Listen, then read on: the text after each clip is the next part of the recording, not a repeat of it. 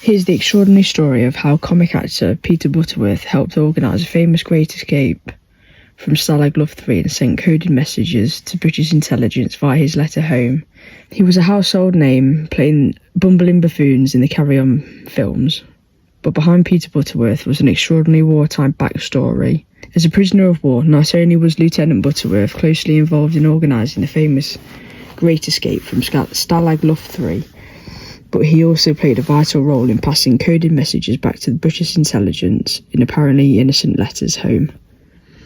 He was supposed to have been the last man in the tunnel, but ended up staying behind when 76 airmen famously escaped the Nazi POW camp on March 24, 1944. Researchers who uncovered new details of his Second World War exploits in the National Archives believe he may have remained in the camp to carry out his vital coding work.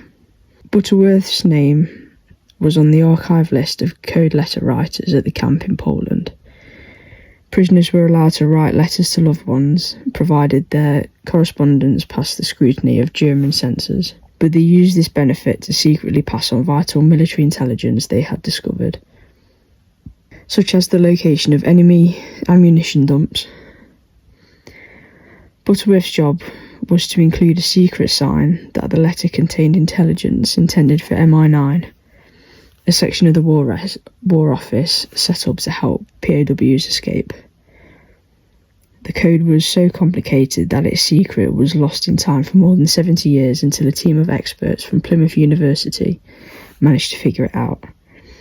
The intriguing details of Butterworth's wartime activities were uncovered during the research for an exhibition and book to mark the 80th anniversary of the Great Escape, made famous by the 1963 movie starring Steve McQueen and Richard Attenborough. Dr. Will Butler of the National Archives said Butterworth's forging and espionage activities were one of the biggest surprises. He said, "He was a talented artist and is noted in the camp's record for a highly skilled forger of documents.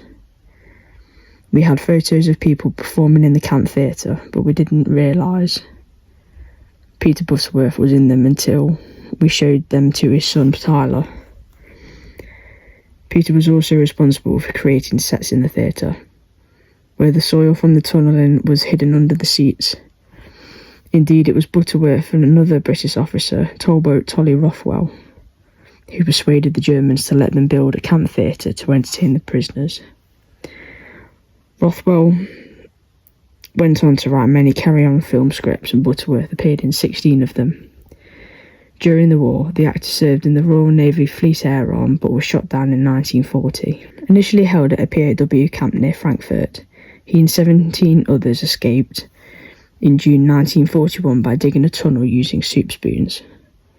He was free for 3 days before being recaptured and sent to Stalag Luft 3.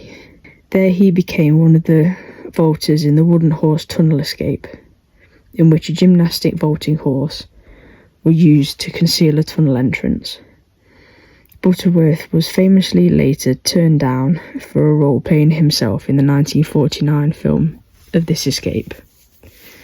Though heavily involved in the Great Escape, he didn't leave the camp.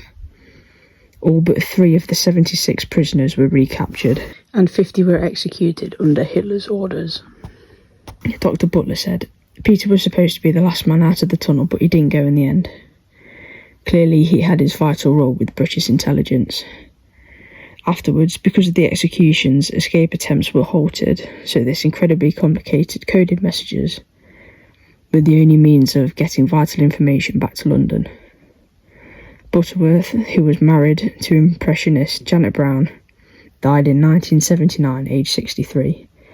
Their son Tyler, also an actor, said people had no idea this bumbling man had this incredible war story.